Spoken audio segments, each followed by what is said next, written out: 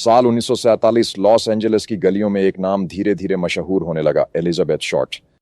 वो खूबसूरत थी, फिल्मी दुनिया में नाम कमाना चाहती थी, लेकिन किस्मत कुछ और चाहती थी।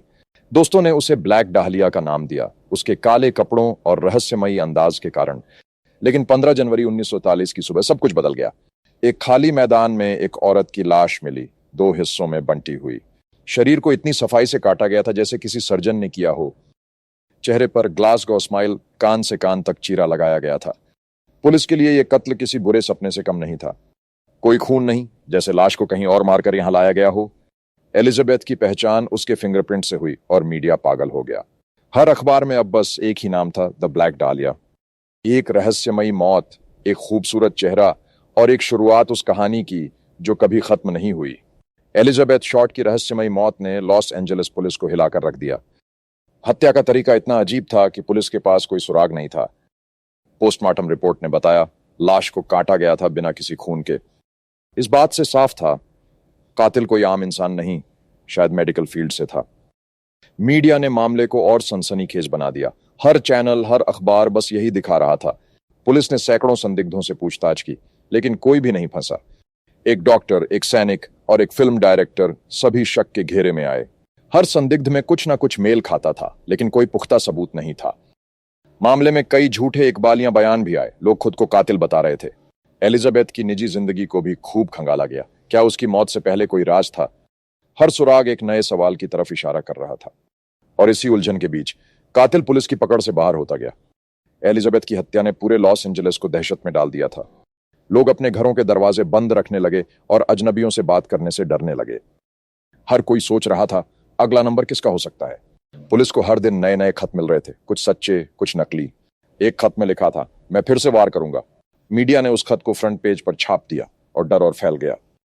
हत्या के एक महीने बाद एक पैकेज पुलिस को मिला। एलिजाबेथ का बैग और पहचान पत्र उसमें था। इससे साबित हुआ कातिल अभी भी शहर में ही है। पुलिस ने जगह जगह छानबीन शुरू कर दी, लेकिन कातिल जैसे हवा में गायब था। एलिजाबेथ की पुरानी तस्वीरें हर नुक्कड़ पर लगी थीं, जैसे वो सबको कुछ बताना चाहती हो। कुछ लोगों ने उसे हॉलीवुड के पार्टियों में देखा था, लेकिन उसके आखिरी दिन रहस्य ही बने रहे। एक बेबस शहर, एक खोई हुई लड़की और एक कातिल जो अब तक अंधेरे में छिपा है। जैसे जैसे मामला आगे बढ़ा, कई नाम पुलिस की लिस्ट में शामिल होने लगे। सबसे पहला और रहस्यमयी नाम था डॉक्टर जॉर्ज हॉडल। वो एक मशहूर सर्जन था जिसके पास शरीर काटने का पूरा ज्ञान था। उसके बेटे ने बाद में दावा किया कि उसके पिता ही ब्लैक डालिया के कातिल थे। पुलिस को हॉडल के घर में एक रिकॉर्डिंग मिली जिसमें वो कह रहा था, उन्हें कुछ नहीं मिलेगा। ये इत्तेफाक नहीं लग रहा था, लेकिन सबूत अब भी काफी नहीं थे। एक और संदिग्ध था, मार्क हैंसन, जिसके घर में एलिजाबेथ कभी रुकी थी। कहा जाता है कि उसने एलिजाबेथ को एक रोल देने का वादा किया था, लेकिन एलिजाबेथ ने मना कर दिया और तभी से सब कुछ बदल गया। पुलिस ने मार्क से भी पूछताछ की, पर वो किसी नतीजे तक नहीं पहुंच सके। एक एक करके हर संदिग्ध छूटता गया, जैसे कोई अदृश्य शक्ति सबूत मिटा रही हो। एलिजाबेथ के केस में हर चेहरा संदिग्ध था और हर चेहरा मासूम भी। जैसे जैसे महीने बीतते गए, मामले की गुत्थी और उलझती चली गई। पुलिस ने करीब 500 से ज्यादा लोगों से पूछताछ की, लेकिन सब बेकार गया। एक गुमनाम कॉलर ने कहा, अगर सच जानना है तो हॉलीवुड के भीतर देखो। पुलिस ने कई एक्टर्स, डायरेक्टर्स और स्टूडियो मालिकों से पूछताछ की। एक लावारिस सूटकेस मिला जिसमें एक डायर, कपड़े और काली डाहलिया का फूल था। डायर में बस कुछ रहस्यमयी लाइनें थीं, वो फिर आएगा। हर सुराग पुलिस को कहीं और भटका रहा था, जैसे कोई उन्हें खेला जा रहा हो। कुछ अफवाहें थीं कि एलिजाबेथ किसी सीक्रेट सोसाइटी का हिस्सा थी, लेकिन ये सिर्फ अफवाह थी, ना कोई सबूत, ना कोई नाम। पब्लिक भी थकने लगी थी, डर धीरे धीरे जिज्ञासा में बदल रहा था। मीडिया ने नई हेडलाइंस ढूंढ ली और ब्लैक डालिया की कहानी पीछे छूट गई।